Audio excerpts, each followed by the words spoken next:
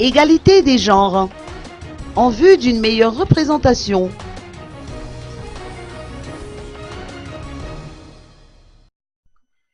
Les objectifs fixés en termes d'égalité des genres et de taux d'implication des femmes au sein des instances décisionnelles à Madagascar ne sont pas encore atteints.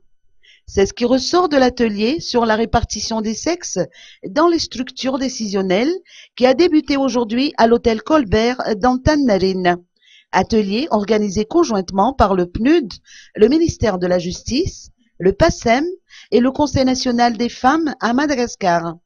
Madagascar a souscrit un nombre d'engagements pris au cours des 3 dernières décennies dans le but de rendre effectif l'un des droits humains les plus fondamentaux, l'égalité entre les hommes et les femmes. Dès l'indépendance, la toute nouvelle République malgache avait inscrit dans sa constitution le principe, inspiré de la Déclaration universelle des droits de l'homme, de la non-discrimination fondée sur le sexe. Près de 30 ans plus tard, Madagascar devait encore ratifier en 1989 la Convention des Nations Unies sur l'élimination de toute forme de discrimination à l'égard des femmes.